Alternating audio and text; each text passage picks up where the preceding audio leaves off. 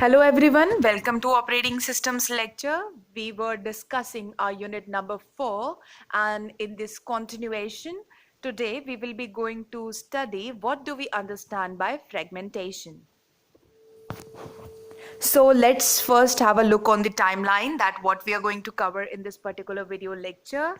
The first thing, we will be revising the memory partitions that we have already seen, but still we'll look at it once more before getting into the actual data of this particular unit, that will be fragmentation.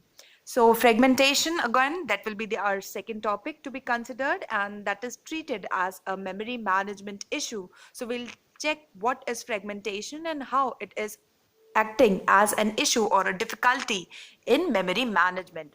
Then we are going to see the different types of fragmentations, and because we know that now fragmentation is a memory management issue, so we will be seeing certain solutions that will be helpful in eradication of fragmentation, and the most common technique that is applied in order to remove fragmentation is compaction. So we'll have a look at what compaction is.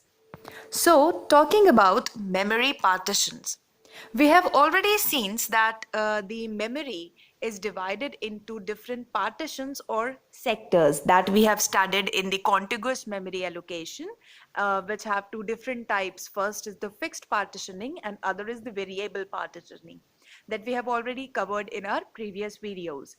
And then we have also seen certain allocation techniques, which is, of course, I mentioned, and also the placement algorithms, which is the best fit, first fit, worst fit, and next fit, etc. So basically, if you guys have not gone through those previous videos, so I will be advising you to first watch the videos carefully and then continue, because that will be an aid for you. So basically, we know that the memory is divided into partitions, and the most important thing to notice that why the memory is divided into partition is that we can do following functions with the help of these partitions. For example, these are four different things that we can do in these fragmented or partition sort of our memory. The first thing is allocation, that we have seen that how the processes will come and set into those particular memory partitions. That was the best fit and the first fit techniques, right? Then we will be noticing that the memory is very important because the processes are actually been kept over there, so the protection mechanism is also very important, so that we can protect our different memory sectors. How we are going to do that, we will be covering later on in this particular unit. Then, of course, the free space management, because we know that the size of the main memory is limited. So the operating system, which is acting as a memory management unit, have to keep track the various used and the free space available, so that the upcoming processes can be allocated efficiently. So free space management, which is also an important topic as far the university exam is concerned, is also a function that can be performed with the memory partition. And then, of course, the allocation, we have studied the concept of swapping. That means the programs or the processes which are no longer required are swapped out from the memory partitions, and they are temporarily stored in the backing store, so that, of course, it is also a part of your free space management. But the deallocation, that is the temporarily swapping in and swapping out of the processes, is also a part or a function that can be performed on the memory partitions. So that was the basics of memory partitions that we have already seen in our previous videos, but it would be better if you watch all these videos in the parts only, in the proper sequence only, then only you will be able to understand what we are studying actually. Right. So, talking about memory partitions, the following goals of memory management can be achieved with the help of these memory partitions. That is the minimum wastage of memory. So because the memory is partitioned into different sectors or different sizes, blocks or chunks, we can say, so the concept of fragmentation is basically dividing something into smaller portions. So the concept of fragmentation comes into view. And again, what we can also achieve is that we can manage to run larger programs in a smaller memory area, which is basically the concept of overlay. And I have made a complete video on overlays that explains what it is. So the basic of overlaying is that the normal or the actual size of the program is greater than the available space. So because with the help of overlays, we are able to execute a program which is larger in size than the available space properly. So that all these things, that is the fragmentation of the memory and as well as the overlaying, was possible because the memory is not a complete block, rather it is partitioned into different chunks. Right. So that was the basic concept of memory partitioning. The next thing comes is the memory fragmentation. See, the basic or the literal meaning of fragmentation is dividing something into small portions or sectors, right? So memory fragmentation is something or it a situation when most of the memory is allocated in a large number of non-contiguous blocks or chunks, leaving a good percentage of your total memory unallocated but unusable. So what we have seen that the memory is divided into different portions, but because of those fragmentation, we are not able to utilize the memory properly. That means some of the blocks and some of the chunks of the memory, or we can say some of the partitions of our main memory, are unallocated, that is they are empty, but still we are not able to occupy them or use them. So that is the problem of fragmentation. Fragmentation is the inability of using the free memory available, right? So that is fragmentation. And again, it's a typo. Fragmentation are of two types, that is internal and external, right? So there are only two types of memory fragmentation, and that is the internal fragmentation and external fragmentation. um, Actually, there are three, but in your syllabus, it's two. So data fragmentation can also be there. But as far as your syllabus is concerned, you need to understand that there are only two types of fragmentation. First is the internal and other is the external fragmentation. Therefore, the basic definition is now will be clear to you all that fragmentation is inability to use the memory even if it is free. So let us see how we can, what does it means that memory is free but still we are not able to utilize it. So let's see it, see this with the help of an illustration, because examples are always good to understand. Right. So the first thing that we are going to discuss is the first type of fragmentation, that is internal fragmentation. So internal, you can remember internal with the, that is from within, right? So internal, that is from inside, right? So from within. So the definition says that due to the rules of governing memory allocation, remember continuous memory allocation, more computer memory is sometimes allocated than needed. So that give rise to internal fragmentation. So what is the drawback? It says that the memory block assigned to a process is bigger. So some portion of the memory is left unused as it cannot be used by another processes. Right. So again, the memory allocated to the process is larger than its size. So certain amount of memory is been wasted. So let's see it with the help of an illustration which says that we have a memory frame which is partitioned again into different sectors. One of the portion is allocated to your operating systems, and there are two processes currently residing in the memory, that is process P3 and P7. It is to be noted that each sector of the memory is of 10K in size, right? So this is a fixed partitions, that is each and every partition is of 10K size. So let's see how internal fragmentation can become an issue when we are allocating processes in this particular scenario. Remember that the processes will be allocated with the allocation technique, that is contiguous memory allocation. That means they require memory blocks in sequence, right? So the processes are allocated using continuous memory allocation. So what happens, a process P1 comes, and suppose it has a size of 8K, and then again it will be coming and saying to the operating system, please assign me a memory location so that I can execute myself. Right. So operating system will be checking its complete memory. It has 4 sectors. The sector number 0 and sector number 2 is free. So suppose now the process is allocated to sector number 0. So what happens that the size of this process is 8K. So the process P1 occupies the 8K of memory, but the total partition of that process is of 10K, right? So the thing is that the block size is of 10K and the process size is of 8K. So there is a total wastage of 2K memory. Again, suppose another process P5 come and its size is also 5K, and again it will be going to ask the memory unit or the operating system kernel that please provide me a location so that I can be a part of your main memory and CPU can access me to execute.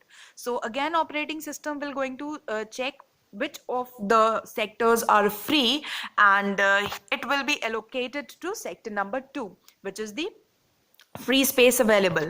So again, process P5 will be allocated in sector number 2, and the block size of sector number 2 is again 10K because each block is of same size, and the process size is 5K. So the wastage, again there is a typo, the wastage will be of 5K, right? So please bear with me these technical typos, but it is evident that the size of the block is 5K, so the wastage will be of 5K memory only. Now remember that the processes will be allocated in an continuous manner. So suppose now another process come, that is process P9, and whose size is 7K, and we can see that all the partitions of the memory, that is sector 0, 1, 2 and 3, are completely filled with processes. But still, if we see that there is a wastage of 2K size in the sector number 0 and 5K size in sector number 2. So the total available memory in the system is 7K, but still if a process of same or equal size came and asked that please allocate me the memory, you have 7K free, I can see that the 7K memory is available, and it will be asking the operating system to please allocate me the memory, but operating system will not be able to allocate because the memory has been fragmented. That is, it is known as the internal fragmentation, that there is memory inside a fragment or inside a partition, but basically we cannot occupy those particular memory because it is not continuous. So that is the drawback of continuous memory allocation that we have seen in our previous videos, that in spite of having free size memory, we are not able to accommodate the processes into those sectors or into those processes because the space is not contiguous. So that was internal fragmentation, and of course that is an issue. We have memory and we cannot accommodate a newer process. The next thing is your external fragmentation. Now, external fragmentation is external, that is from outside. Internal is from within and external is from outside. So it says that external fragmentation arises when every memory is separated into blocks and it is inter-separated by allocated memory. Again, the issue is that the total available space is enough to satisfy a request or to reside a process in it, but it is not contiguous, so it cannot be used. Again, the issue is the same, but the concept is slightly different, because internal was the wastage of memory inside a partition and external is the wastage of memory outside the partition. Let us see again with the illustration. So we have the same positioning of memory. Now we have 5 sectors, 0 to 4. One part is allocated by operating systems. And what happens that the size is, again, we are considering all these blocks of same equal size, that is 10K partition. Right, so total we have 10 into 5, that is 50K memory. So what happens, the processes are executed by the CPU and they are no longer required in the memory. So the swapping concept came into being and we are just removing these processes from the main memory now. So you can visualize it like this, that processes come, they are allocated the main memory, and as soon as their execution gets ended, they're removed from the main memory. So suppose process P1 is done with its execution and it's been removed from the memory. So the sector number 0 now becomes free. And again, suppose that process P5 also done with its working, and the sector 3 now becomes free. So both these processes are now removed from your main memory. And now we can see that each sector is of 10K. So now the free size of memory available to us is 20K. Right. Now suppose a process of 20K comes, and but we cannot accommodate it because the memory space is not contiguous with us. Right. A 20K ka process will come and ask that please operating system give me a place to sit in the main memory so that I can be executed. So in spite of having 20K free size, the operating system will not be able to accommodate a 20K size process because the memory is there but the memory is not continuous. Right. So that is the external fragmentation that was inside the partition, and this is outside the partition but within the main memory. Right. So this is an external fragmentation where we cannot accommodate a process in spite of having a free space available. So I hope the internal external fragmentation will be clear to you right now. Right. So what is to be done? All right, let's first just go through the definition of internal fragmentation, because it's very important, because that will be the basis of your paging and segmentation that we are going to cover later in this lecture. So either you apply first fit or best fit memory allocation strategy, it will cause external fragmentation. So when a process is loaded or removed from the memory, the free space creates a hole, that is an empty space in the memory.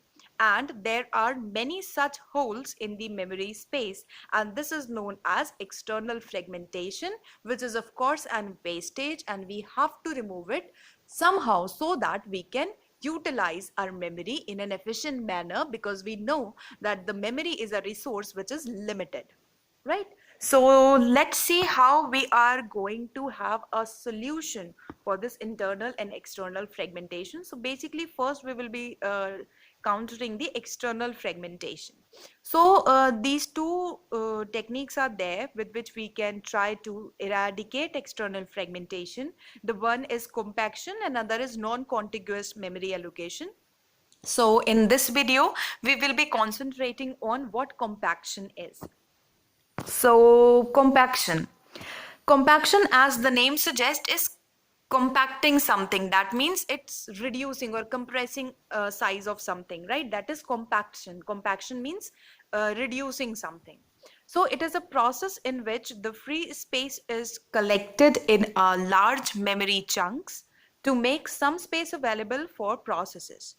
In memory management, swapping creates multiple fragments in the memory because of the processes moving in and moving out. So compaction refers to combine all the empty spaces together. See, let's see this image which is given below. That is, the pink portions are the used memory partitions, right? The memory is again partitioned into different chunks. Out of those pink color blocks are used and those green are free. So it is evident that the free blocks are distributed among the memory, and if a process will come, then a continuous space will not be available for a upcoming process. So what compaction does is it converts or move all the used blocks together and all the free blocks together. So compaction means is to moving these free and used chunks together. So that is compacting the place. So now you can see that we have three combined blocks of memory available. So if a process comes whose size is greater than this particular free blocks, that we can be accommodating in it. So rather having a fixed partitioning, we have a dynamic partitioning, that whenever a process will come and we will be identifying its size, and as per the memory will be allocated to it. So compaction is combining the empty spaces together and the used spaces together so that the upcoming processes can be accommodated and we can eradicate the external fragmentation because of this particular procedure. So that was compaction. But there are certain important points about compaction that you need to understand, that it is not possible for us every time to apply this compaction technique for eradicating external fragmentation, because processes on one sides are free. Of course, it's the definition that processes on the one side is free and the other side of the memory is occupied. And during memory compaction, what we need to do, it is the procedure of compaction which says that you block the processes which are basically being involved in this compaction process, because we cannot move or change the address of an ongoing process. If a process is running, then we cannot change its address space or the location which it is occupying, because it has been referenced by the variables, right, or the pointers, right? So first of all, you're going to block the processes, then move them towards the lower address space, allocate the memory for the pending request. That means if some process came and asked that please allocate me, so allocate those pending requests of the processes, and then of course resume back the processes which were blocked in the first step. So that is the basic of steps that are performed during compaction. And the problem is that it consumes CPU time, and it's of course an overhead, because each time what we are going to do, at different time intervals, because processes will be coming and moving out of the processes of the CPU and the main memory, because the swapping will be done. Right. So what is the issue, that every instant of time we have to run this compaction process, so that will cost our CPU time, and it will be an overhead for both the processor and for the programmer to develop this processor, right? And again, the programs need to support a dynamic allocation. For example, that in order to perform compaction, see, we are moving processes from one location to another. That means that the address of those processes should be adjustable dynamically, right? The processes should allow this address change, because currently they were at some different location, and after compaction the location of those processes will change. So that location change should reflect in the code of their instructions of their the program, because then only they will be executed, right? So the dynamically allocation should be supported by the programs, and that is not always available, right? So compaction will not be a feasible technique to counter external fragmentation. So that gave rise to another type of process or memory allocation technique, that is non-contiguous allocation technique, in which we are going to study the paging and the segmentation. And but that will be covered in the later lectures. So till now, I think the fragmentation portion and the compaction topic will be clear to you all. And if there is any doubt, then feel free to ask me from the comment sections. Thank you.